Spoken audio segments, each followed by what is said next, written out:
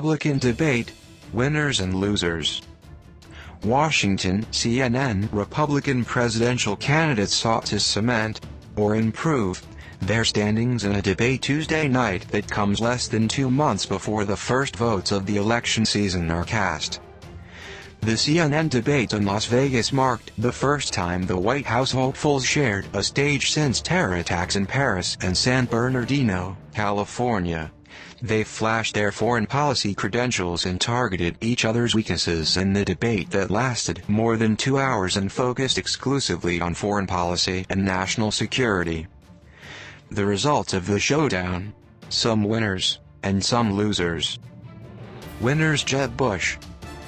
The former Florida governor walked onto the CNN debate stage on Tuesday facing the make-or-break moment for his struggling campaign. Polling at about 3% nationally, pundits had low expectations for Bush. But he was able to make the most of the moment, and his performance will likely reassure skittish donors and supporters who have doubted him. Appearing confident, Bush repeatedly engaged frontrunner Donald Trump and at times flustered the real estate mogul. Unlike previous debates where he has backed off, Bush didn't relent in the face of Trump's return fire. If you think this is tough and you're not being treated fairly, imagine what it's going to be like dealing with Putin, or dealing with President Xi, or dealing with the Islamic terrorism that exists, Bush said over Trump's persistent interruptions. CNN political commentator Michael Smerconish said after the debate that Bush turned in a strong performance with his ability to repeatedly needle Trump. "Jeb had a good night," he said. Ted Cruz. The Tea Party favorite avoided a cage match with frontrunner Donald Trump in favor of a sparring match with Rubio. Cruz and Trump have largely avoided skirmishes on the campaign trail, but that ended in recent days as the Texas senator's standing improves in Iowa. Former Mitt Romney aide and current CNN political commentator Kevin Madden said Cruz's strategy of avoiding confrontation on the debate stage was effective.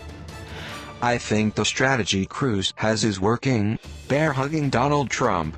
I think Donald Trump does not feel antagonized," he said. While Cruz didn't give viewers anything like the fiery and memorable sound bites his supporters savored in the last debate, the Texas senator gave a strong performance sure to please his base. And by taking aim at, and holding his ground against, Rubio, Cruz did nothing to stall his burgeoning momentum. Marco Rubio. Senator Marco Rubio delivered a front-runner's performance, as he parried blows from all sides in the crowded field.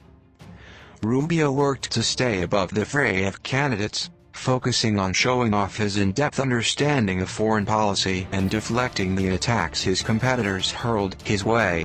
The Florida senator, though engaged in heated exchanges with Cruz and Rand Paul at times, mostly sought to flex his hawkish national security positions rather than attack his competitors.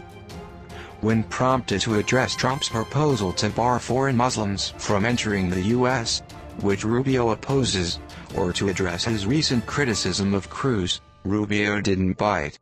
Instead, the Florida senator used the opportunity to speak at length about foreign policy concerns and his own proposals, or to attacking President Barack Obama's administration. Donald Trump.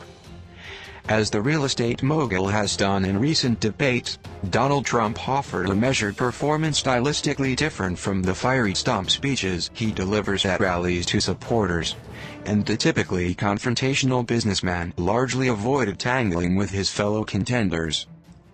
It was a safe performance for Trump, but it's one that certainly won't deter his supporters and won't do anything to hurt his front-runner status. CNN political commentator David Axelrod, a former top Obama advisor, said that while Trump didn't meet the bar on facts and linear thinking, he was in character.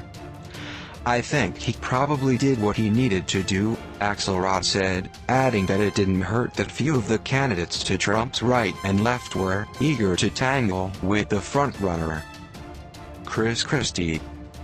New Jersey Governor Chris Christie's goal on Tuesday was to try and further his recent rise in stock in the early primary state of New Hampshire, where talk of national security has boosted the former federal prosecutor. Christie managed to poke at the three senators in the race by lamenting the tit-for-tat debates Cruz, Rubio and Paul engaged in. The governor continued to play to his executive experience and his prosecutions of terrorism cases as a U.S. attorney. In one of his strongest moments, Christie slammed the senators on stage as people who've never had to make a consequential decision in an executive position and proclaimed that voters were looking for a president who actually knows what they're doing. CNN political commentator Jeffrey Lord, a Trump supporter, noted that like Trump, Christie was delivering the message on stage rather than getting too in the weeds on policy. Losers. Ben Carson said it himself on Tuesday heading into the last debate of the year. He needed to prove his national security credentials to reassure voters fleeing his campaign amid rising concerns over terrorism.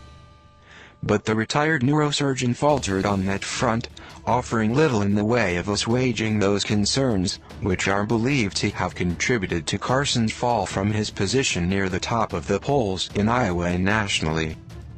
Instead, Carson offered vague and meandering responses to specific foreign policy questions, complained about the time allotted to him and declined when asked whether he sided with Cruz or Rubio in the debate over National Security Agency data collection. Carly Fiorina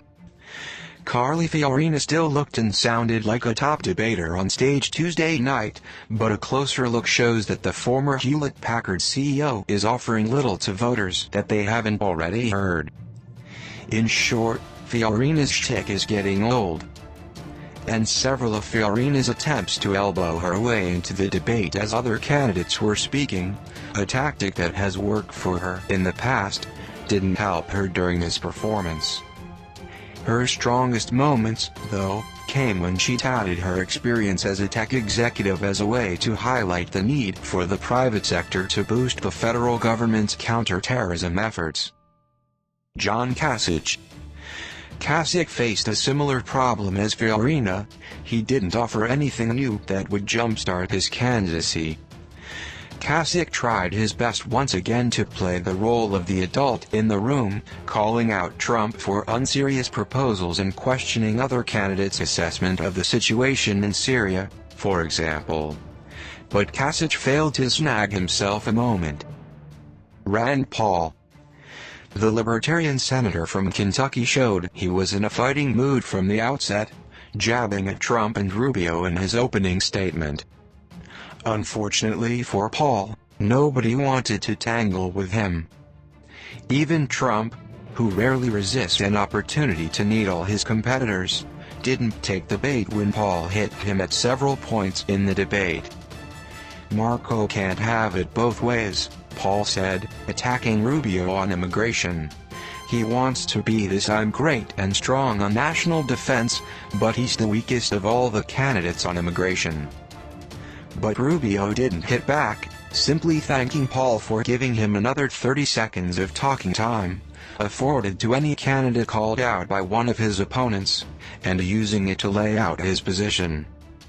While Paul made his case against the neoconservative ideology coursing through the arteries of the Republican Party, he was effectively shut out by the overwhelming opposition to his foreign policy views present on stage.